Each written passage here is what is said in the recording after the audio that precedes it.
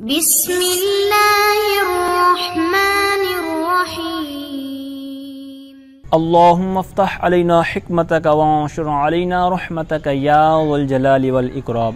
تو جی ناظرین، الحمدللہ عز وجل ہدایت النحو کتاب ہماری جاری الساری ہے، اور آج ہم اس کا سبق نمبر 63 نمبر سبق انشاءاللہ عز وجل پڑھیں گے۔ القسم الثانی فی الفعل، قسم ثانی فعل کے بارے میں ہے۔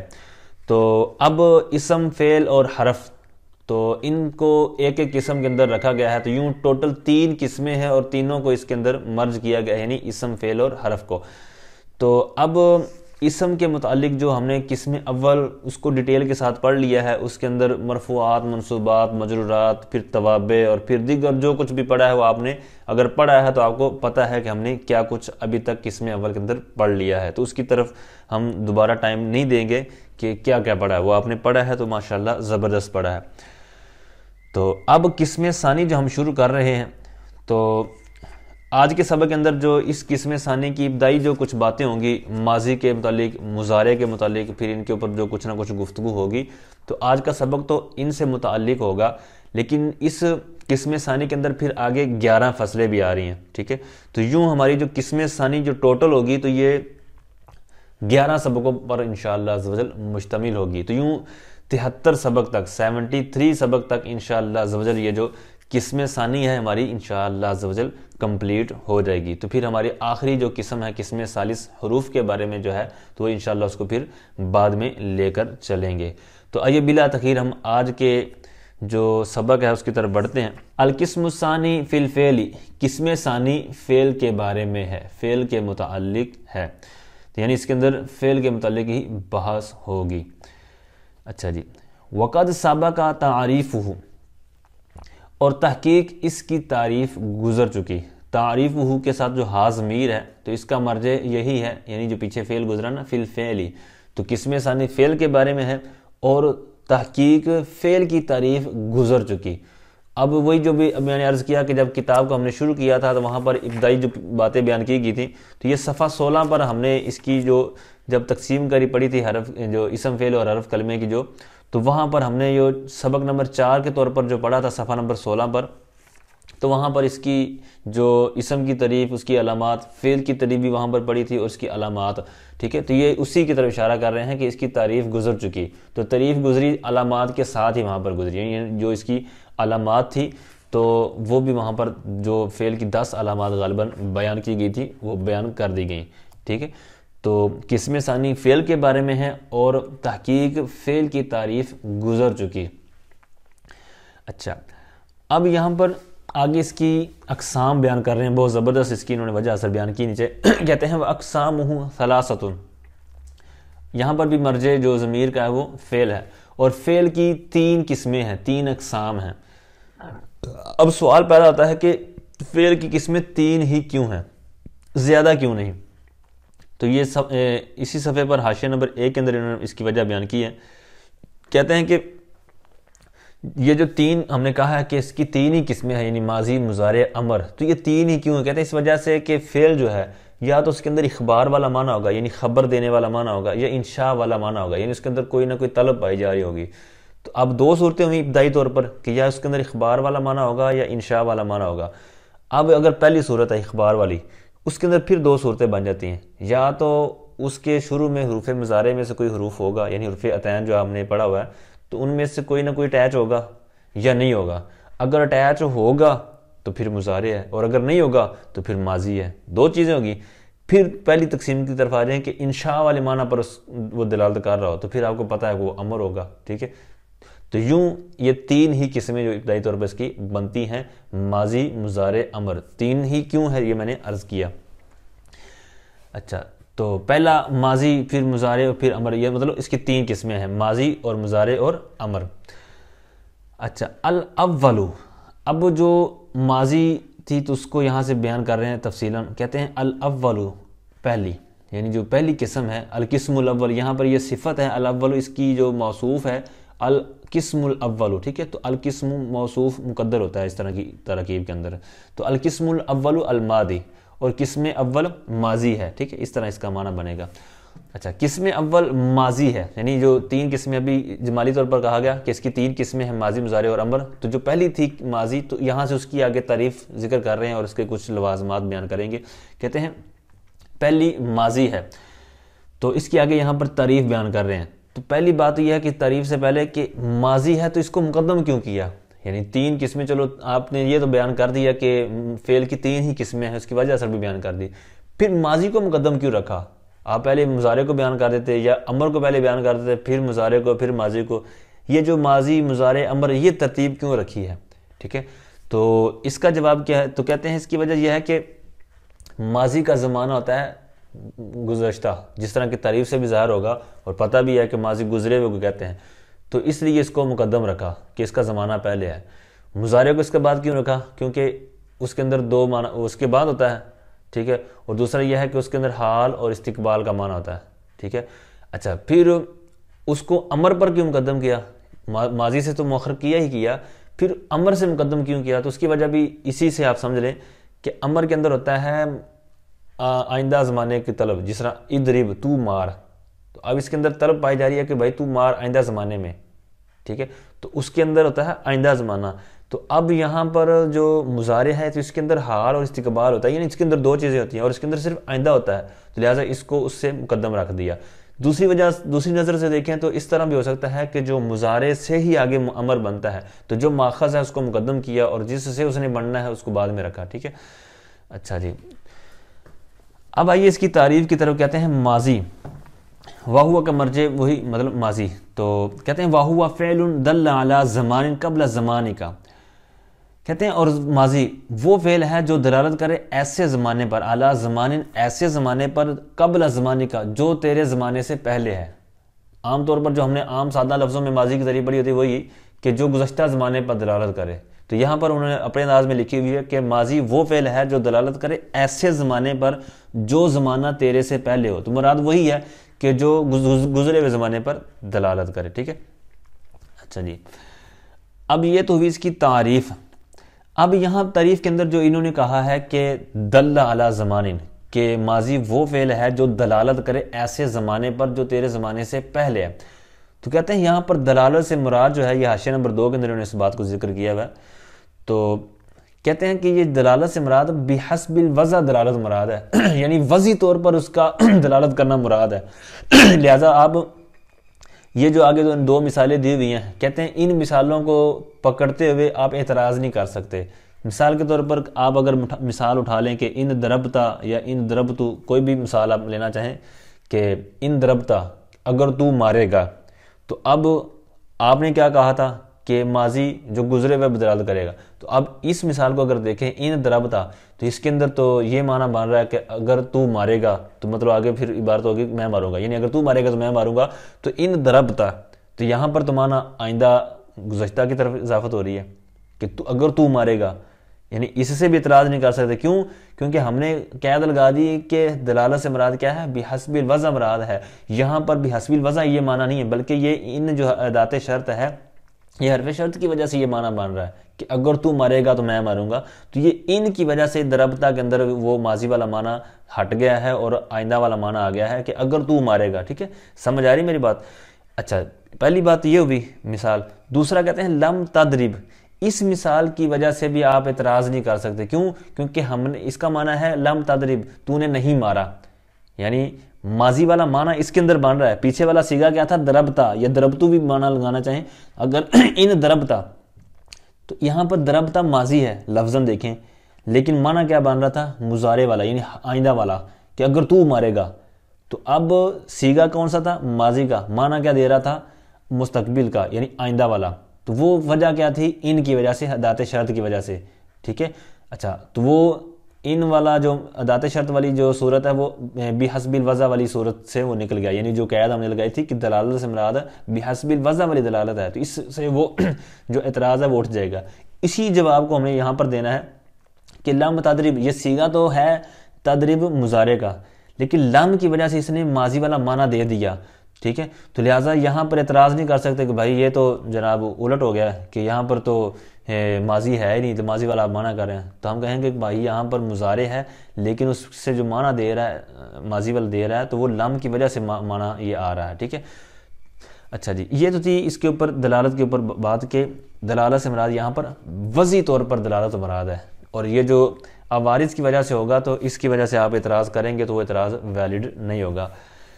اچھا جی، پھر آگے آئیں کہ ماضی کی تعریف کے بعد کہتے ہیں وَهُوَ مَبْنِيٌّ عَلَى الْفَتْحِ۔ اب یہاں سے آگے جو بات چلے گی ماضی کے آخر تک تو وہ یہی ہوگی کہ ماضی کا اعراب کیا ہے، ماضی مبنی ہوتی ہے یا نہیں ہوتی، ہوتی کیوں ہے، یہ ساری چیزیں یہاں سے آگے ذکر کریں گے۔ کہتے ہیں وَهُوَ مَبْنِيٌّ، وَهُوَ کا مرجع پھر وہی ماضی، ٹھیک ہے، اور فعل ماضی جو کہتے ہیں مبنی علی الفتح ہوتا ہے، وَهُوَ مَبْنِيٌّ علی الفتح، اور فعل ماضی مبنی علی الفتح ہوتا ہے۔ مبنی علی الفتح کیوں ہوتا ہے؟ پہلی بات یہ ہے کہ مبنی کیوں ہوتا ہے، فتح کی طرف تو بعد میں آتے ہیں، مبنی کیوں ہوتا ہے، تو اس کو بھی انہوں نے نیچے ذکر کیا ہوا ہے کہ افعال جتنے بھی ہوتے ہیں نا افعال، تو یہ ان کے اندر اصل یہ ہے کہ وہ بنا ہو، ان کے اندر مبنی ہونا اصل ہے، ٹھیک ہے، تو مبنی ہونا اصل ہے افعال کے اندر، تو اس لیے یہ چونکہ افعال میں سے ہے فعل ماضی تو اس لیے اس کے اندر کیا رکھا گیا کہ یہ مبنی ہے، ٹھیک ہے۔ اور دوسری وجہ یہ بھی جو سمجھیں کہ جو افعال ہوتے ہیں تو ان کے اندر جو مورا والی جو صورتیں ہیں نا، جناب فاعل مفعول اور جناب اس کے اندر اضافت والا، تو یہ ساری چیزیں اس کے اندر نہیں ہوتی ہیں افعال کے اندر، ٹھیک ہے، تو لہٰذا اس وجہ سے جو یہ مبنی ہوتے ہیں۔ اچھا، پہلی بات یہ ہوگی کہ مبنی کس وجہ سے ہوتے ہیں، یہ میں نے عرض کر دیا کہ افعال کے اندر اصل بنا ہے۔ اب دوسرا یہ ہے کہ مبنی علی الحرکت کیوں ہوتے ہیں، علی الفتح کی طرف بعد میں آتے ہیں، مبنی ہوتے ہیں تو یہ تو وجہ پتہ چل گئی، مبنی علی الحرکت یعنی کسی نہ کسی کوئی بھی حرکت ہو، حرکت پر مبنی کیوں ہوتے ہیں؟ ویسے تو اصل یہ ہے کہ جناب جو اصل یہ ہے کہ وہ مبنی علی السکون ہو، تو اس کی وجہ یہ ہے کہ یہ اس کی جو مضارع کے ساتھ مشابہت ہے، جس طرح مضارع اسم کی جگہ پر واقع ہو جاتا تھا تو اسی طرح یہ بھی اس کی جگہ پر واقع ہو جاتا ہے، جس طرح اس کی مثال بھی انہوں نے ذکر کی ہے کہ مررت برجل ضرب، ٹھیک ہے، تو یہ ضاربن اسم فاعل کی جگہ پر ہے، اسی طرح مضارع بھی اس طرح واقع ہو سکتا ہے، اس کی آپ نے ڈیٹیل پہلے میں نے مراحل الاربع کے والے سے بھی عرض کیا اب آپ کو، اس طرح آگے بھی آئے گی، ٹھیک ہے۔ تو یہ تو ہے اس کی مشابہت کی بنا پر حرکت پر مبنی رکھا گیا ہے، سکون پر مبنی نہیں رکھا گیا۔ پھر اس کے اندر آگے پھر تفصیل ہے ماضی کی، جس طرح آگے بات آ رہی ہے کہ اس طرح ہوگی تو اس پر مبنی ہوگی، اس طرح ہوگی تو اس پر مبنی ہوگی۔ اچھا، اب آئیں پہلی بات کی طرف، کہتے ہیں وَهُوَ مَبْنِيٌّ عَلَى الْفَتْحِ، اور یہ فتح پر مبنی ہوتا ہے، ٹھیک ہے۔ اچھا، فتح پر مبنی کیوں ہوتا ہے؟ دیگر حرکتیں جو ہیں وہ کیوں نہیں ہیں، ٹھیک ہے، رفع نہیں ہے، جر کیوں نہیں ہے، فتح کا مبنی کیوں ہے، یعنی جو مین مبنی جو ماضی ہے تو مبنی اس وجہ سے فتح پر رکھا گیا اس کو کہ دیگر حرکتوں کی بنسبت یہ جو فتح ہے نا یہ خفیف ہے، یہ حرکت جو ہے آسان ہے، ہلکی ہے، اس کا وزن لائٹ ہے، تو اس بنا پر اس کو کیا کیا گیا کہ اسی پر مبنی رکھا گیا ہے۔ پھر کہتے ہیں کہ یہ فتح پر مبنی اس کے لیے بھی کنڈیشنز ہیں، شرائط ہیں، کیونکہ اگر شرائط وہ پائے گی تو پھر اسی طرح کی صورت اختیار کر جائے گا، اگر وہ چیزیں نہیں ہوں گی تب یہ صورت ہوگی فتح پر مبنی والی۔ کہتے ہیں کب یہ فتح پر مبنی ہوگا؟ پہلی صورت کہتے ہیں اِن لَمْ يَكُنْ مَعَهُ ضَمِيرٌ مَرْفُوعٌ مُتَحَرِّكٌ، کہتے ہیں پہلی صورت یہ ہے کہ اس کے ساتھ ضمیر مرفوع متحرک نہ ہو، ٹھیک ہے۔ دوسری صورت کہتے ہیں ولا واون، اور نہ اس کے ساتھ واو ہو، ٹھیک ہے، جیسے مثال دیتے ہیں کا ضربہ۔ اب یہ ماضی کی مثال دی انہوں نے کہ ضربہ، اس نے مارا، اس مرد نے مارا، اس مرد نے گزشتہ زمانے میں، یعنی اس مرد جو ایک مرد ہے اس نے مارا جو ہے وہ اس زمانے سے پہلے مارا ہے جو یہ تیرا زمانہ ہے، یعنی گزشتہ زمانے میں، ٹھیک ہے۔ اچھا، اب یہاں پر ہم نے کیا دیکھنا ہے، ایک تو ہو گیا اس کی ماضی کی تعریف ہوگی، تعریف کی جو مثال ہوگی اس کا سارا پر صادق آ رہا ہے کہ اس کے اندر گزشتہ زمانے پر دلالت ہے۔ اب یہاں پر جو مین انہوں نے مثال دی ہے وہ اس وجہ سے دی ہے کہ یہ فتح والی اس بات سمجھا رہے ہیں کہ یہاں پر واو والی صورت بھی نہیں ہے، ولا واون والی، کہ یہاں پر دعا را با کے ساتھ آپ کو پتا ہے کہ واو نظر نہیں آ رہی۔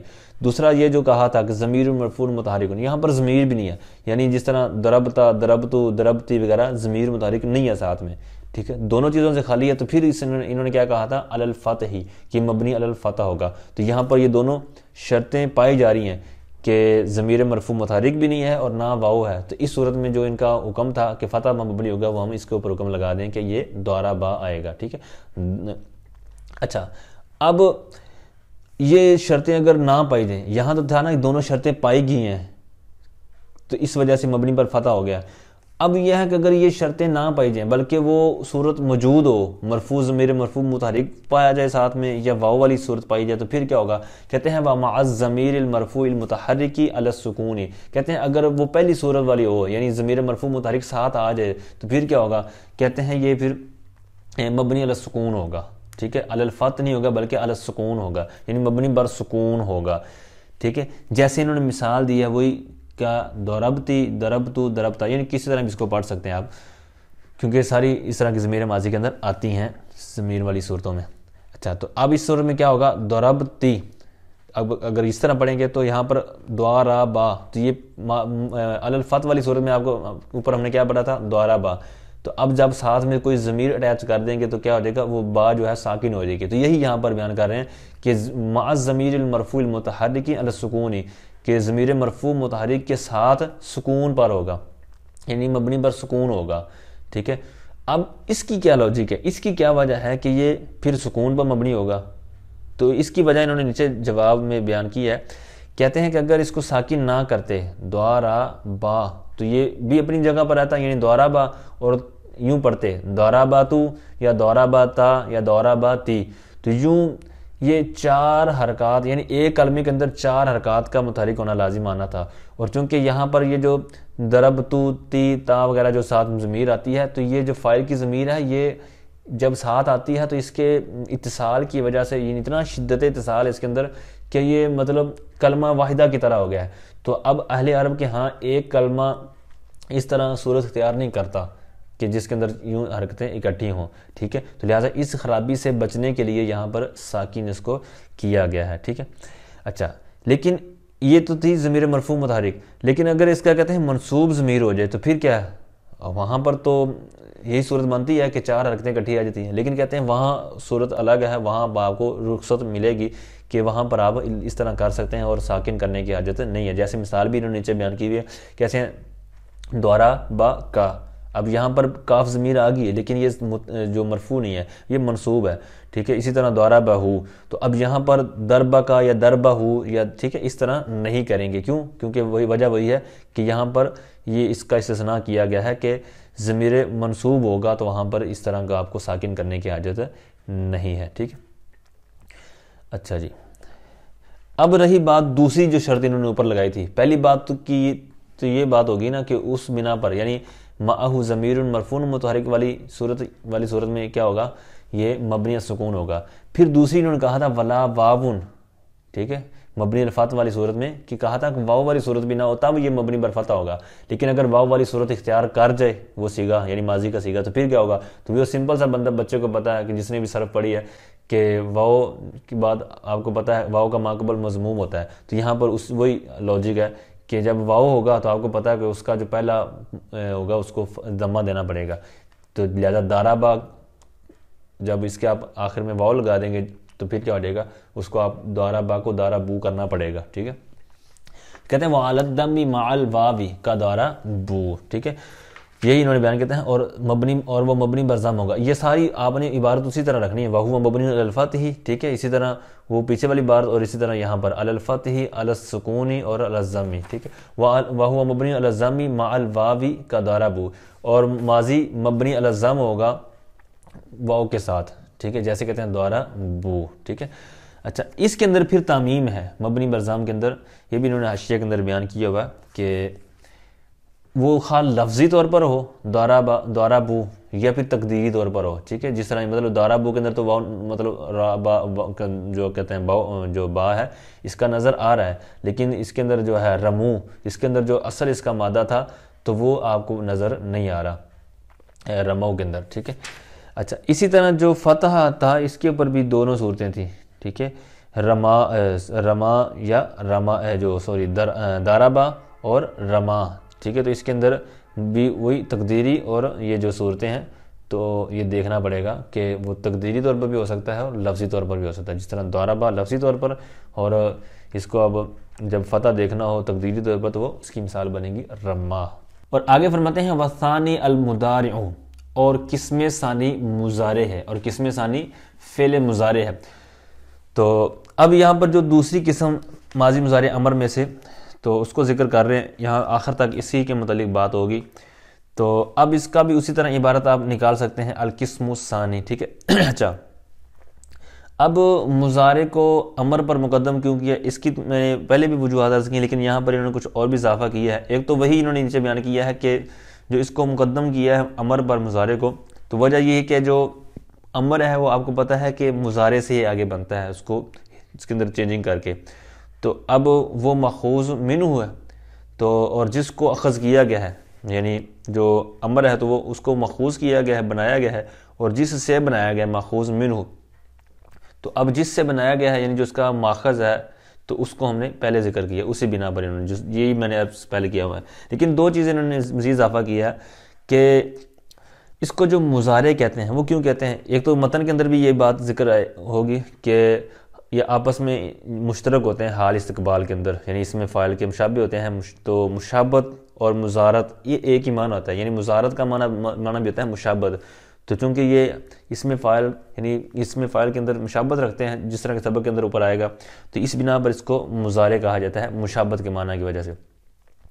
اچھا، پھر اس کو مستقبل یعنی مستقبل کا نام بھی دیا جاتا ہے، یعنی فعل مضارع کو ہم مستقبل بھی کہتے ہیں، تو وجہ کیا ہے کہ اس کے اندر استقبال والا معنی پایا جاتا ہے، اور حال بھی کہہ دیتے ہیں، تو کیونکہ اس کے اندر حال والا معنی اگرچہ تھوڑا ہوتا ہے، بعض کم ہوتا ہے، لیکن حال کا معنی بھی چونکہ پایا جاتا ہے، اس لیے اس کو فعل مضارع کو حال بھی کہہ سکتے ہیں، استقبال بھی کہہ سکتے ہیں، مضارع بھی کہہ سکتے ہیں، مشابہ والا جو معنی اس کے اندر پایا جاتا ہے، ٹھیک ہے۔ یہ ساری چیزیں انہوں نے نیچے مینشن کی ہوئی ہیں۔ اچھا، اب آئیے فعل مضارع کی تعریف کی طرف۔ کہتے ہیں وَهُوَ فِعْلٌ يُشْبِهُ الْإِسْمَ بِإِحْدَى حُرُوفِ أَتَيْنَ فِي أَوَّلِهِ۔ چلیے، کہتے ہیں اور وہ ہوا ضمیر کا مرجع فعل مضارع، اور فعل مضارع وہ فعل ہے یعنی ایسا فعل ہے جو اسم کے مشابہ ہوتا ہے۔ یشبہ الاسم، فعل مضارع ایسا فعل ہے جو اسم کے مشابہ ہوتا ہے۔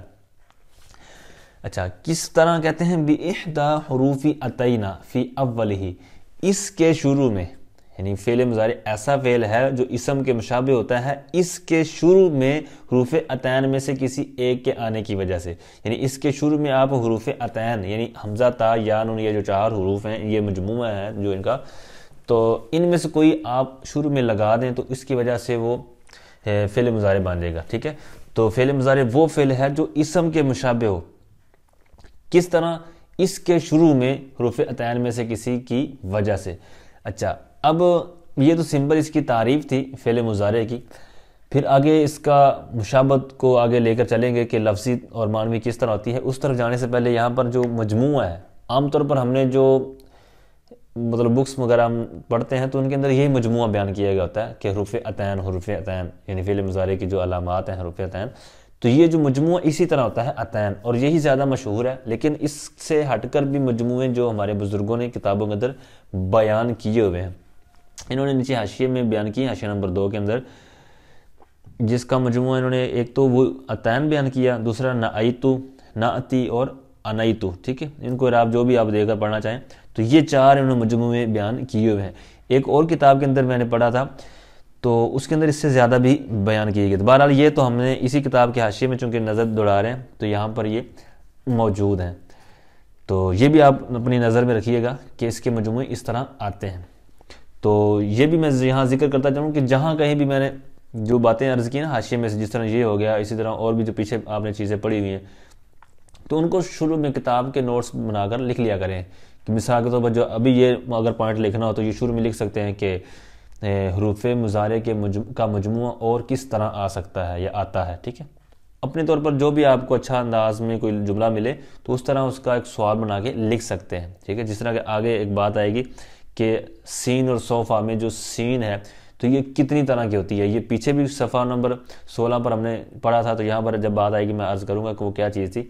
تو بہرحال کہنے کا مقصد ہے کہ جو بھی چیز ملے تو کم از کم یہ کیا کریں کہ شروع میں کتاب کے صفحے وغیرہ ایک دو لگا کے صاف، جس طرح فوٹو اسٹیٹ والے ہوتے ہیں، فوٹو کاپی والے، تو ان کے اوپر آپ لکھ کر یہ چپکا کر اس کو لکھ سکتے ہیں۔ اور بہتر اس سے بھی یہ ہے کہ آپ ان کا خلاصہ جس طرح میں عرض کرتا ہوں تو ان کو اپنے الفاظ میں مزید اور بڑھا چڑھا کر تو نوٹس ان کے بنا لیں، رجسٹر وغیرہ بنا لیں۔ تو بہرحال بات بڑھتی چلے جائے گی، لیکن ہم سبق کی طرف آتے ہیں۔ چلیے، فعل مضارع وہ فعل ہے جو اسم کے مشابہ ہوتا ہے، اس کے شروع میں حروف عطین میں سے کسی کی وجہ سے، یعنی اس کے شروع میں کوئی حروف عطین میں سے آ جائے، لیکن اس میں اگر کوئی علم ہے جس طرح یزید، یشکر تو ان وجہ سے نہیں ہے. پھر اس کے اوپر بھی گفتگو ہے، اس کی شرائط جو ہیں، لیکن کم از کم یہ تعریف آپ نے یاد رکھنی ہے جو اوپر ابھی بیان کی ہے. اچھا، مشابہت جو انہوں نے کہا ہے کہ اسم کے مشابہ ہو، تو کہتے ہیں وہ خواہ مشابہت لفظی ہو، لفظاً، خواہ وہ مشابہت لفظی ہو کس طرح، تو یہ ومعنن سے پہلے یہ بیان کریں گے کہ لفظی طور پر مشابہت کس طرح ہے. کہتے ہیں فی اتفاق الحرکاتی والسکناتی، کہتے ہیں حرکات و سکنات میں اتفاق، متفق ہونے میں. یعنی جو اسم کے مشابہ کہا گیا نا کہ فعل مضارع اسم کے مشابہ ہوتا ہے، تو لفظی طور پر یہ فعل اسم کے مشابہ کس طرح ہوگا. کہتے ہیں کہ ان کی آپس میں جو حرکتیں ہوں گی، جو سکنات ہوں گی، حرکات و سکنات، یہ متفق ہوں گی، ایک طرح کی ہوں گی. جیسے مثال دے رہے ہیں، کہتے ہیں یضرب ضارب، یعنی یہ جو یضرب ہے اور ضارب آپ دیکھ رہے ہیں اگر، تو یہاں پر آپ نے حرکتوں پر غور کرنا ہے، کیونکہ یہاں پر جو پہلی مشابہت بیان کر رہے ہیں کہتے ہیں کہ وہ ہے حرکات و سکنات کے اندر. تو اب یضرب، تو یہاں پر ضاد جو دوسرا حرف ہے یہ ساکن ہے، تو آگے دیکھیں ضارب میں، یہ چونکہ اس کا اسم ہے یضرب کا، یضرب فعل ہے، تو یہی اوپر انہوں نے تعریف بیان کی تھی کہ فعل مضارع وہ فعل ہے جو اسم کے مشابہ ہوتا ہے. تو یہ ہم نے اسم کے مشابہ اس کو بنانا ہے. تو یہاں پر لفظی مشابہت ہم دیکھ رہے ہیں کہ حرکات و سکنات کے اندر، تو یضرب میں جو ضاد دوسرا حرف تھا یہ ساکن تھا، تو ضارب جو اس کا اسم ہے اس کے اندر بھی دیکھیں ضاد کے بعد جو الف ہے تو یہ الف ساکن ہے. ٹھیک ہے، یہ ہو گیا. تو پہلا تو حرف متحرک ہے، اس میں بھی اس میں بھی ضاد ساکن تھا ادھر، یہاں پر الف ساکن ہے، یہ ہو گیا یضرب. تو پھر آگے ضاربن، تو وہاں پر بھی اسی طرح آپ حرکت دیکھ رہے ہیں. تو حرکات و سکنات کے اندر کیا ہے، بالکل مشابہت پائے گی، اتفاق پایا گیا. دوسری مثال کی طرف بڑھیں، کہتے ہیں وَيَسْتَخْرِجُ اور مُسْتَخْرِجٌ. اب یہاں پر بھی آپ اسی طرح جو ابھی ہم نے اجرا کیا ہے دونوں مثالوں پر، ضارب اور یضرب پر، اسی طرح یہاں دیکھیں یس اور مس. یہاں پر بھی آپ دیکھیں کہ پہلا حرف دونوں میں متحرک ہے اور دونوں کا دوسرا جو حرف ہے وہ سین ہی ہے اور دونوں ساکن ہے، یس اور مس. تو آگے تخ ہے اور وہاں پر بھی تخ ہے، تو وہاں پر دونوں اسی طرح حرکات و سکنات میں سیم ہے. ٹھیک ہے، یس تخ اور مستخ رجو اور مستخرجن. ٹھیک ہے، تو یہ ہے کہ جو فعل جو ہے وہ اسم کے مشابہ ہوگا لفظی طور پر کس طرح انہوں نے بیان کیا کہ حرکات و سکنات میں اتفاق ہونے میں، متفق ہونے میں. تو یہاں پر وہ آپ نے دیکھ لیا ہے.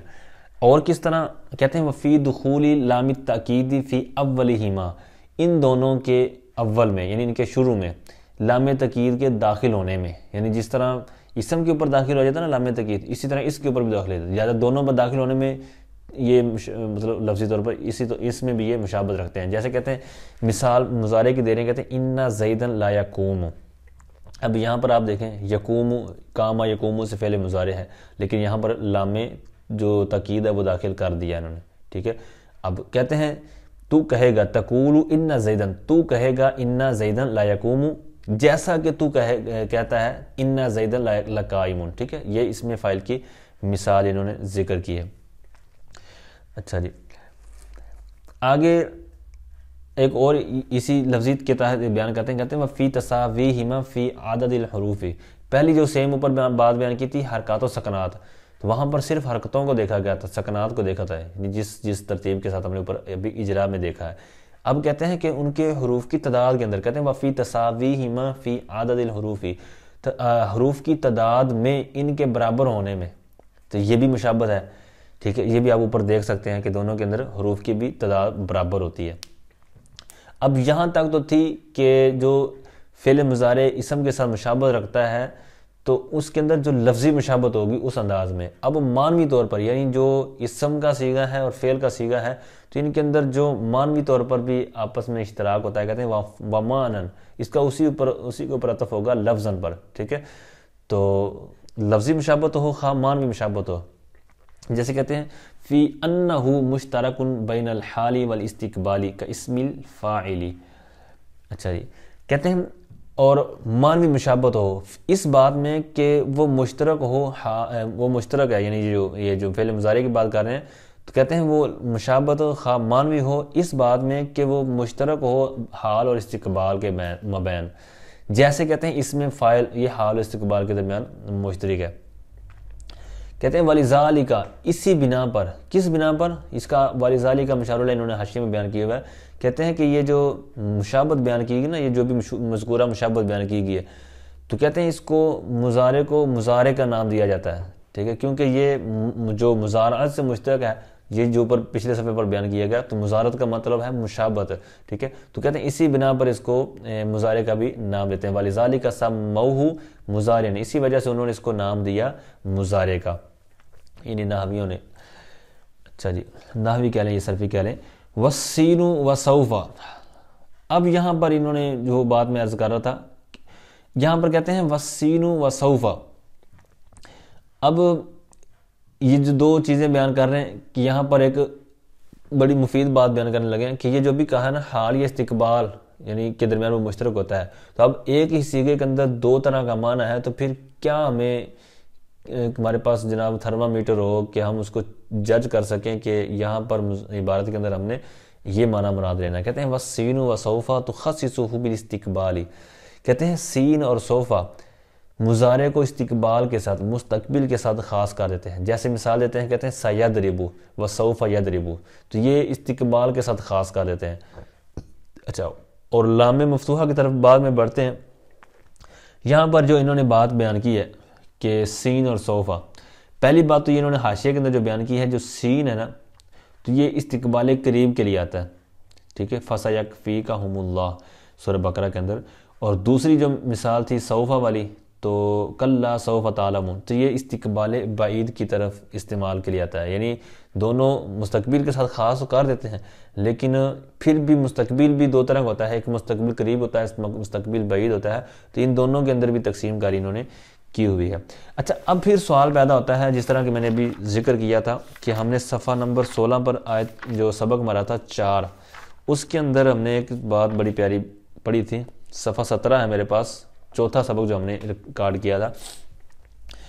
اب سوال یہ پیدا ہوتا ہے کہ سین اور سوفا یہ مضارع کو استقبال کے ساتھ خاص کر دیتے ہیں، یہ آپ نے سین اور سوفا جب ذکر کیا ہے تو سوفا کے اوپر تو الف لام نہیں ہے، سین کے اوپر آپ الف لام کیوں لے کے آئے؟ ٹھیک ہے، یہ الف لام لانے کی وجہ، معرب اللام لانے کی وجہ کیا ہے؟ تو اس کا انہوں نے وہاں پر یہ ایک بہت پیارا ایک چیز بیان کی تھی، 6 چیزیں، یعنی جو کیا ہوتے ہیں، یہ جو السین ہے، کہتے ہیں ان السین جاءت علی 6 انواع، یہ 6 قسمیں ٹوٹل اس کی، یہ جو سین ہے نا اس کی ٹوٹل 6 قسمیں ہیں۔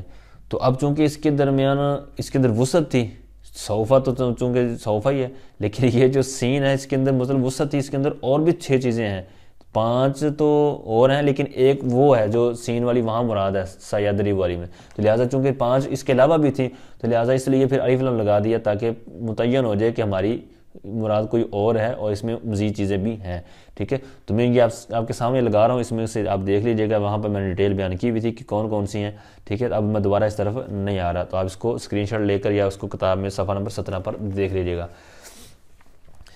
اچھا جی، اب یہ سین اور صوفہ کی بات ہوئی، اب آگے ہے کہ واللام المفتوحۃ بالحال، یہاں پر بات کیا چل رہی تھی پیچھے کہ اس کے اندر 2 معنی ہوتے ہیں مضارع کے اندر، حال یا استقبال، تو استقبال کے ساتھ خاص کرنے والے تو سین اور صوفہ ہو گئے، اور اس کے اندر بھی تقسیم کاری تھی کہ قریب اور بعید کے حساب سے، پھر حال رہ گیا تو کہتے ہیں واللام المفتوحۃ بالحال، اور لام مفتوحہ یعنی لام مفتوحہ، لام لگائیں گے اس مضارع پر اور اس کو زبر بھی دیں گے، فتح دیں گے، تو ایسا جو لام ہوگا وہ کیا کریں گے، کہتے ہیں اور لام مفتوحہ حال کے ساتھ خاص کرتا ہے۔ اب اس کی عبارت اسی طرح بن جائے گی تخصصہ بالاستقبال، اور یہاں پر بھی اسی طرح تخصصہ بالحال، ٹھیک ہے۔ اب اس کی مثال دیتے ہیں، کہتے ہیں جیسے لا یضرب، ٹھیک ہے، لام کے اوپر زبر پڑھنا ہے، کیونکہ قید کیا تھی اللام المفتوحۃ، ٹھیک ہے، تو لام مفتوحہ ہی ہم نے لگانا ہے فعل مضارع پر، تو لا یضرب وہ مارتا ہے، اوپر مثال کیا تھی سیضرب مارے گا ان قریب، ٹھیک ہے، سوف یضرب وہ مارے گا ان بعید، ٹھیک ہے، تو یہاں پر ہے لا یضرب وہ مارتا ہے، یعنی حال کے لیے یہ آ رہا ہے۔ اچھا جی، اب یہاں تک انہوں نے جو لفظی اور معنوی طور پر فعل مضارع کی مشابہت تھی جو تعریف کے اندر انہوں نے ذکر کی تھی، وہ انہوں نے تفصیل کے ساتھ بیان کر دی، ہمارے سامنے رکھ دی۔ اچھا جی، اب یہاں سے آگے جو گردانیں ہم یاد کرتے ہیں ان کے اندر بعض طلبہ پریشان بھی رہتے ہیں کہ یار کبھی مضارع کی جناب یضرب جس طرح ہم پڑھتے ہیں، اور کبھی جناب اس کو یکرم پڑھتے ہیں، اور کبھی جناب یستنصر پڑھتے ہیں، مطلب جو پہلا علامت مضارع میں سے یا ہے، علامات مضارع ہیں، کبھی ان کو فتح کے ساتھ پڑھ رہے ہوتے ہیں، کبھی جناب ان کو دھما کے ساتھ پڑھ رہے ہوتے ہیں۔ اتنا تو چلو بعض بچوں کے ذہن میں آ جاتا ہے کہ یار جب مجہول کی گردان پڑھتے ہیں تو وہاں پر تو یہ مطلب جس طرح یدربو ہے، یدربو سے یدربو جب بنایا تو اس وقت تو چلو اس کو مضموم پڑھ لیتے ہیں، اس کو دمہ دیتے ہیں علامات مضارع کو، لیکن بعض چیزوں میں گردانوں میں جا کے سمجھ نہیں آتی کہ وہاں معروف کے اندر بھی جناب مضموم پڑھ رہے ہوتے ہیں، تو اس کی وجہ کیا ہے؟ تو اس طرح کے بعض طلبہ جب ہم پڑھتے تھے تو اس وقت شش و پانچ میں مبتلا ہوتے تھے، اور اب بھی ہوتے ہوں گے، ٹھیک ہے؟ تو ان کے لیے یہاں سے آگے بات بہت پیاری بیان کر رہے ہیں کہ کیا اصول ہے کہ علامات مضارع کو جو معروف حالت میں، ٹھیک ہے، مجہول میں تو اس نے ہونا ہی ہونا ہے، معروف حالت میں کس وقت علامات مضارع کو دمہ دیں گے؟ کہتے ہیں وحروف المضارعۃ مضمومۃ فی الرباعی، اور کہتے ہیں اور حروف مضارع رباعی میں مضموم ہے، حروف مضارع مضمومۃ مضموم ہوتے ہیں پھر رباعی، رباعی میں، یعنی چار حرفی جو، اب چار حرفی سے بھی کیا مراد ہے؟ یہاں پر بھی انہوں نے حاشیہ نمبر 4 کے اندر اس کی وضاحت کی ہے کہ کہتے ہیں چار حرفی سے مراد کیا ہے؟ تو چار حرفی سے مراد کہتے ہیں کہ جس کی ماضی میں 4 حرف ہوں، خواہ چاروں ہی اصلی ہوں، خواہ اس کے اندر کوئی نہ کوئی ایکسٹرا بھی ہو، یعنی زائد حرف بھی ہو۔ اب زائد حرف کیا ہوتا ہے یہ آپ نے صرف کے اندر پڑھا ہوا ہے۔ اچھا جی، تو حروف مضارع کہتے ہیں رباعی میں مضموم ہوتے ہیں۔ تو اب کہتے ہیں جیسے مثال دے رہے ہیں یدحرجو، اب اس کی اصل جو ماضی ہے یعنی دحرجہ، تو اب اس کی ماضی کی طرف ہم نے بڑھنا ہے، کیونکہ ماضی میں ہم نے دیکھنا ہے کہ اس کے حروف کی 3 ہیں یا 4 ہیں یا 5 ہیں، 6 ہیں، کتنے ہیں، ٹھیک ہے؟ تو اب اصول کیا ہے کہ جس کی علامات مضارع معروف کے اندر بھی جناب مضموم ہوگی تو وہ کیا ہوگی؟ کہتے ہیں پھر رباعی، رباعی میں وہ مضموم ہوگی۔ تو رباعی سے مراد کیا؟ وہ میں نے عرض کیا کہ جو نیچے انہوں نے بیان کیا ہوا ہے کہ اس کی ماضی 4 حرفی ہو، ٹھیک ہے، اس کی ماضی کے اندر 4 حرف ہوں۔ اب وہ اس کے اندر پھر علیحدہ بات ہے کہ چاروں اصل ہوں یا نہ ہوں، تو یہ دونوں صورتیں ٹھیک ہیں، کہتے ہیں کہ جیسی مرضی ہوں، خواہ اس کے چاروں اصل ہوں، جس کی مثال انہوں نے پہلے دی ہوئی ہے یدحرجو۔ اب یدحرجو مجہول نہیں ہے، معروف ہے، اور اس کی یا جو علامات مضارع میں سے ہے اس کو ہم نے دمہ دیا ہوا ہے، تو یدحرجو ہم پڑھ رہے ہیں، مجہول میں تو یدحرجو ہوگا، ٹھیک ہے، یدحرجو، را کے اوپر فتح آ جائے گا، لیکن معروف کی بات ہو رہی ہے جس میں بچے شش و پانچ میں مبتلا ہوتے ہیں، تو یدحرجو۔ تو اب اس کو یا کو دمہ کیوں دیا؟ وجہ وہی جو اوپر بیان کر دیا کہ وحروف المضارعۃ مضمومۃ فی الرباعی، تو یہاں پر یہ چونکہ 4 حرفی ہے، کیوں؟ اس کی ماضی کیا آتی ہے؟ دحرجہ، اور دحرجہ میں 4 حرف ہیں اور چاروں ہیں بھی اصلی، ٹھیک ہے؟ تو لہٰذا اس بنا پر کیا ہو جائے گا؟ یہ وہ صورت اختیار کر دے گا کہ جس کی علامات مضارع والی مضموم والی صورت بنتی ہے۔ اچھا دوسری مثال دیتے ہیں، کہتے ہیں وَيُخْرِجُ، اب اس کی جو علامات مضارع آپ دیکھ رہے ہیں یخرجو، خا کے یا کے اوپر دمہ ہے، یخرجو، اب یہ باب افعال سے یکرمو کے وزن پر، اب اس کی جو اصل ماضی کیا بنے گی؟ تو پہلے تو اس کی اصل دیکھیں، کہتے ہیں لِأَنَّ أَصْلَهُ يُؤَخْرِجُ، یخرجو کی اصل کیا ہے؟ یؤخرجو، ٹھیک ہے؟ اب یہ بتانے کی وجہ کیا ہے یخرجو کی؟ کیونکہ ہو سکتا ہے بعض کے ذہن میں آ جائے کہ بھائی یہ یخرجو ہے تو اس کا ایک اگر حرف ہٹائیں بھی یا تو خار آ جیم رہ گئے، تو خار آ جیم تو خود 3 ہے، تو یہ اس کی جب ماضی بنائیں بھی تو پھر 4 کیسے بنیں گے؟ تو انہوں نے بیان کر دیا بھائی آپ کا سوال اپنی جگہ تو بنتا ہے، لیکن اس کی دراصل وجہ یہ ہے کہ یہ یخرجو بھی اصل میں کچھ اور تھا، اور وہ کیا تھا؟ یؤخرجو تھا، ٹھیک ہے؟ یعنی اس کی جو حمزہ ہے وہ یہاں سے حذف کی ہوئی ہے، ٹھیک ہے؟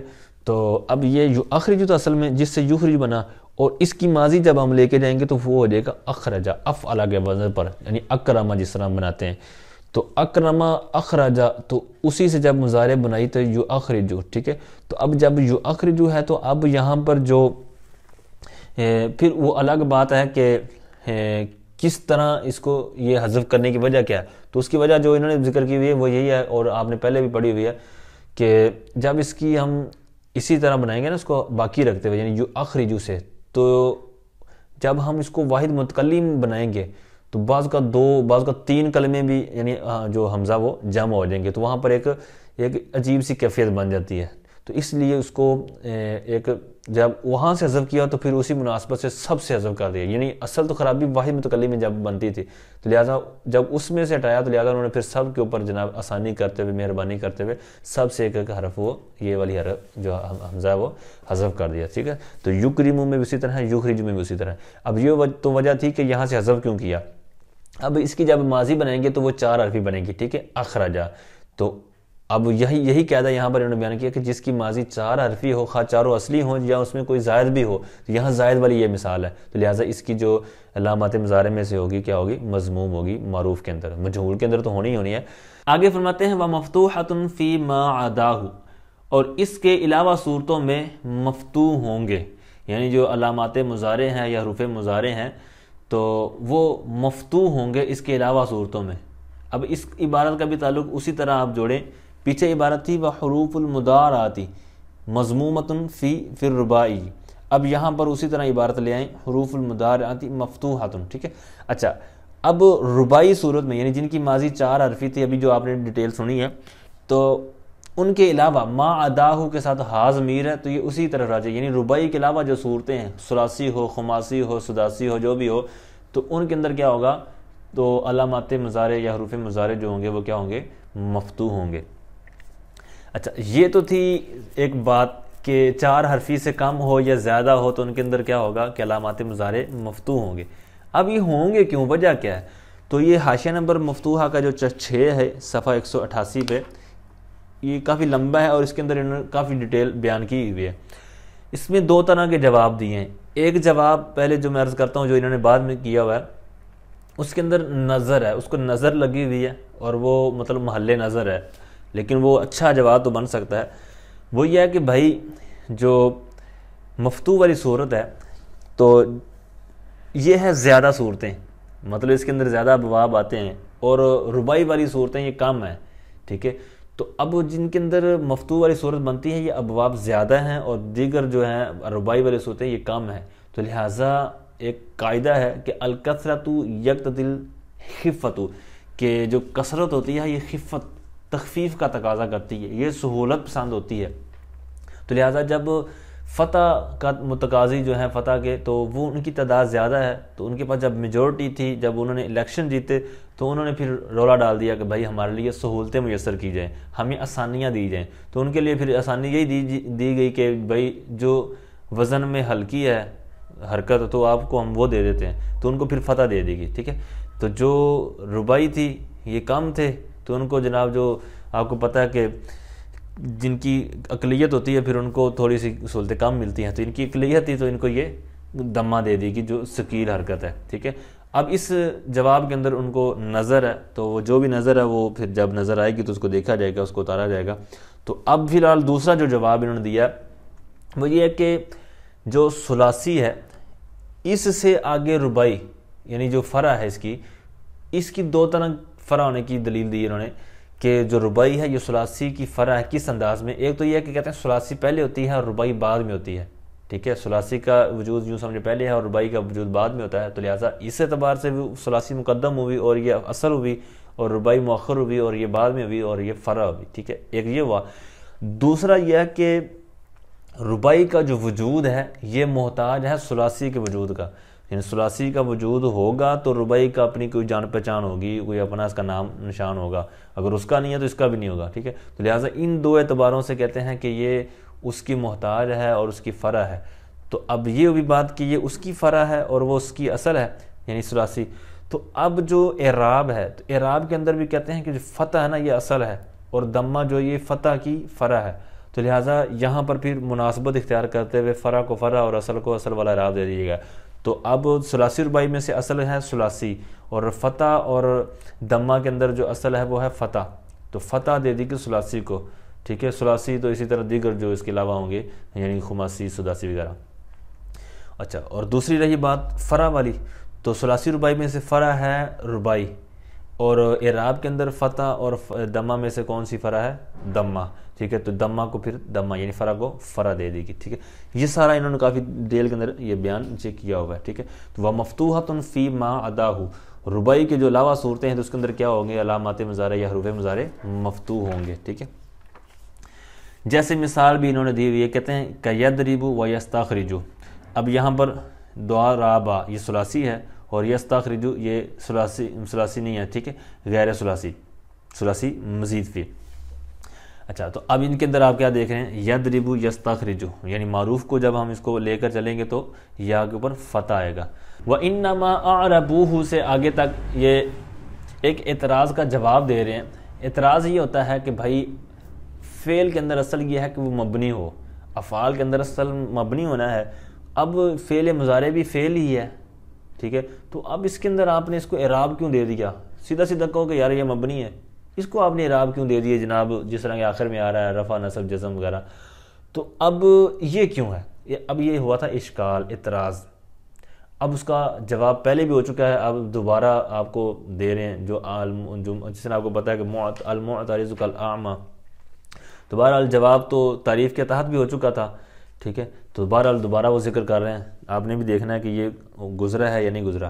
تو کہتے ہیں وَإِنَّمَا أَعْرَبُوهُ مَعَ أَنَّ أَصْلَ الْفِعْلِ الْبِنَاءُ لِمُضَارَعَتِهِ أي لِمُشَابَهَتِهِ الْإِسْمَ فِي مَا عَرَفْتَ وَأَصْلُ اچھا بعد میں چلتے ہیں آگے. کہتے ہیں اور بلا شبہ جو نحوی ہیں انہوں نے مورب قرار دیا أَعْرَبُوهُ، جو حاضمیر ہے ساتھ میں تو مضارع، فعل مضارع کی طرف راجع ہوگی. تو بلا شبہ نحویوں نے مورب قرار دیا ہے فعل مضارع کو، باوجود اس کے کہ فعل میں اصل بنا ہے، مبنی ہونا ہے. کیوں؟ اب یہاں ساتھ میں جواب بھی اٹیچ کر رہے ہیں. کہتے ہیں لام یہاں سے تعلیل بیان کر رہے ہیں، علت بیان کر رہے ہیں. بھائی ہم نے یہ جو اس کو اعراب دے دیا ہے، اس کو مورب قرار دیا ہے، تو یہ مبنی فعل کے اندر مبنی ہونا یہ اصل ہے. اصل کیا ہے فعل میں کہ مبنی ہو، لیکن اس کے باوجود یعنی اس کے باوجود، یعنی ساتھ میں اس کی بات بھی مانی معترض کی کہ فعل کے اندر اثر کیا ہے مبنی ہونا. کہتے ہیں اس کے باوجود جو مورب قرار دیا ہے نحویوں نے، کہتے ہیں لِمُضَارَعَتِهِ، اس کے یعنی فعل مضارع کے مشابہت ہونے کی وجہ سے، مشابہ ہونے کی وجہ سے. کس کے؟ کہتے ہیں اسم کے. تو اسم کے مشابہ ہونے کی وجہ سے کن باتوں میں؟ کہتے ہیں فی ما عرفتا، کہتے ہیں ان باتوں میں یہ اسم کے مشابہ ہیں جن کو آپ ابھی پہچان چکے ہیں، ٹھیک ہے. تو وہ وہی باتیں تھیں جو آپ نے لفظی اور معنوی طور پر ساری ڈیٹیل آپ نے سماعت کی ہے، ٹھیک ہے. تو اس بنا پر اس کو ہم نے اعراب دیا ہے، چونکہ یہ مشابہ ہے اسم کے، اور اسم جو آپ کے پتہ ہے مورب ہے، تو لہٰذا اس کو بھی اعراب پھر اسی طرح جاری کیا گیا. لیکن تھوڑا سا فرق ہے، وہ آگے آئے گا. کہتے ہیں وہ اصل الاسم الاعراب. اب یہاں سے اس کے اوپر مزید جناب دلیل ایک اور دے رہے ہیں. اور جب اسم کے مشابہ ہے تو اور اسم میں پھر کیا کہتے ہیں وہ اصل الاسم الاعراب، اور اسم میں اصل اعراب ہے یعنی مورب ہونا ہے. تو لہٰذا جب اسم کے وہ مشابہ ہے اور اسم میں اصل مورب ہونا ہے، تو لہٰذا پھر اس کی جناب اس کا پورا عمل تو کرنا پڑے گا نا. اچھا جی، اب یہ جو صورت ہے کہتے ہیں وَذَلِكَ إِذَا لَمْ يَتَّصِلْ بِهِ، یعنی یہ جو مضارع کا مورب ہونا بھی جو بات بیان کی گئی ہے، تو کیا یہ پکا ہی مضارع کو مورب بنا دیا گیا یا اس میں بھی کوئی لچک رکھی گئی ہے؟ ٹھیک ہے، کوئی اس کے اندر فلیکسیبل صورت ہے. کہتے ہیں وَذَلِكَ إِذَا لَمْ يَتَّصِلْ بِهِ نُونُ تَأْکِیدٍ وَلَا نُونُ جَمْعِ الْمُؤَنَّثِ. کہتے ہیں اور یہ یعنی یہ جو مضارع کا مورب ہونا، کہتے ہیں اذا لم یتصل بھی، یہ اس وقت ہے کہتے ہیں جب کہ اس کے ساتھ متصل نہ ہو. کون متصل نہ ہو؟ آگے اس کے دو فائل آ رہے ہیں. کہتے ہیں نون تاکید، یعنی تاکید کا نون. اب تاکید کا نون آپ کو پتہ جو ثقیلہ خفیفہ آپ نے جو پڑھا ہوا ہے، تو نون تاکید یہ متصل نہ ہو، ولا نون جمع مؤنث، اور نہ ہی جمع مؤنث کا نون، ٹھیک ہے، یہ متصل نہ ہو. تو اس صورت میں یہ اوپر والی بات ہے کہ فعل مضارع مورب ہوگا اسم سے مشابہت ہونے کی وجہ سے. لیکن اگر یہ جو نون تاکید ساتھ میں اٹیچ ہے یا نون جمع مؤنث ہے تو پھر کیا ہوگا؟ کہتے ہیں پھر مبنی ہوگا. اب اس وقت مبنی کیوں ہوگا، کس وجہ سے ہوگا؟ تو اسی صفحے پر حاشیہ نمبر 2 جو ذالکہ کا حاشیہ ہے، وذالکہ جو حاشیہ نمبر 2 ہے، اس کے اندر جو بھی میں خلاصہ عرض کرنے لگا ہوں، یہاں پر یہ ساری بات انہوں نے ذکر کی ہوئی ہے. اچھا، تو نون تاکید کی پہلے بات کرتے ہیں کہ نون تاکید کے اوپر جو انہوں نے کہا ہے کہ وہ مبنی ہوگا اگر اٹیچ ہوگا، تو اس وقت مورب کیوں نہیں ہوگا؟ کہتے ہیں اس وجہ سے کہ اگر آپ اس کو مورب مانیں، یعنی اس کے اوپر آپ نے اعراب جاری کرنا ہے، اس کو اعراب دینا ہے، مورب بنانا ہے، تو پھر دو صورتیں ہیں. یا تو جو نون تاکید آپ نے لگایا ہے اس کے اوپر اعراب جاری کریں گے، یا اس سے پہلے یعنی نون سے پہلے جو اس کا مادہ ہے جو عبارت کا یعنی مضارع کا جو مادہ ہے تو اس پہ جاری کریں گے، ٹھیک ہے. تو پھر کیا ہوگا؟ خرابی لازم ہے کہ دونوں صورتوں میں خواہ آپ نون سے پہلے اعراب جاری کریں، خواہ نون کے اوپر جاری کریں، ٹھیک ہے، دونوں صورتوں میں خرابی لازم آئے گی. کیوں؟ وجہ یہ ہے کہ یہاں پر یہ جو نون کے اوپر اگر جاری کریں گے تو یہ چونکہ نون الگ کلمہ ہے، ٹھیک ہے، کیونکہ تاکید کا ہے اور الگ کلمہ ہے، مضارع سے ہٹ کر ہے، تو لہٰذا یہ اعراب اس پر آپ جاری کریں جو اس کا کلمہ ہی نہیں ہے، ٹھیک ہے. حالانکہ اعراب اس کلمے کے آخر میں کرنا ہے، لیکن یہ تو اس سے ہٹ کر ایک الگ نون ساتھ اٹیچ کیا ہوا متصل ہے، ٹھیک ہے. شدت اتصال کی وجہ سے اگرچہ ایک کلمہ بن گیا ہے جس کی وجہ سے اس کو مبنی قرار دیا گیا ہے، لیکن چونکہ اگر خرابی والی صورت کو دیکھیں تو یہ صورت ہے کہ اس کے اوپر اعراب جاری کر رہے ہیں آپ جو اس کا کلمہ ہی نہیں ہے بلکہ الگ نون ہے، یہ بھی خرابی لازم کہ اگر نون پر جاری کریں، اور اگر اس سے پہلے کریں تو پھر خرابی کیا لازم آئے گی کہ اعراب جاری کرتے ہیں کلمے کے آخر میں، اور یہاں پر آ رہا ہے درمیان میں، کیونکہ نون جو ساتھ متصل ہے تو یہ شدت اتصال کی وجہ سے کلمہ واحد کی صورت تیار کر گیا ہے، لیکن آپ اعراب جاری کریں درمیان میں، ٹھیک ہے، تو دونوں صورتوں میں یہ خرابی لازم آئے گی نون تقید کی صورت میں۔ اور نون جمع مؤنث سالم کے اندر بھی یہی جواب ہے، ٹھیک ہے، جو یہاں پر دیا گیا ہے، لیکن ایک تھوڑا سا فرق ہے، وہ یہ ہے کہ جس طرح ماضی کے اندر اس کو ماضی پر قیاس کیا گیا ہے، ماضی کے اوپر مشابہت دی گئی ہے کہ ضربنا جس طرح ماضی کے اندر ہے تو اس کو مبنی وہاں پر رکھا گیا تھا، مطلب ساکن رکھا گیا تھا نون سے پہلے کو، تو لہٰذا اسی پر اس کو مطلب دیکھتے ہوئے اور اسی پر مشابہت رکھتے ہوئے یہاں پر اس کو باقی رکھا گیا ہے، اور اسی طرح اس کی صورت اختیار کی گئی ہے مبنی والی، ٹھیک ہے۔ اچھا جی، اب یہاں سے آگے یہ اس کا اعراب بیان کرتے ہیں، یعنی مضارع کو معرب تو ثابت کر دیا گیا کہ بھائی معرب ہے، اور مبنی کب کب ہو سکتا ہے، کن کی بنا پر ہو سکتا ہے، یہ بھی بیان کر دیا گیا۔ کہتے ہیں وَإِعْرَابُهُ ثَلَاثَةٌ، اور اس کے 3 اعراب ہیں، وَإِعْرَابُهُ ثَلَاثَةُ أَنْوَاءٍ، اور اس کے اعراب کی 3 قسمیں ہیں، رفع ونصب وجزم۔ 3 صورتیں کون سی ہیں؟ رفع اور نصب اور جزم، ٹھیک ہے، مرفوع، منصوب اور مجزوم، 3 صورتیں ہوں گی، یعنی جو فعل مضارع کا اعراب آپ کہیں پر پڑھ رہے ہوں گے، جس طرح کے آگے مثالیں دی ہوئی ہیں، وہ یضرب، اب یہاں پر مرفوع ہے، ٹھیک ہے، اچھا جی، مانوی عامل کی، اور لن یضرب، اب یہاں پر اس کو کیا کہیں گے، یہ منصوب ہے، اور لم یضرب یہ اس کو کیا کہیں گے، مجزوم ہے، ٹھیک ہے۔ اچھا، اب یہ رفع نصب جزم، ویسے تو ہم نے رفع نصب جر پڑھا ہوا ہے، تو یہ جزم کیوں ہے؟ تو یہ جزم جو ہے یہ فعل مضارع کے ساتھ خاص ہے، ٹھیک ہے، فعل مضارع کے ساتھ جزم خاص ہے، اور جر جو ہے وہ اسم کے ساتھ خاص ہوتا ہے، اور رفع نصب یہ دونوں کے ساتھ ہی مشترک ہے، ٹھیک ہے۔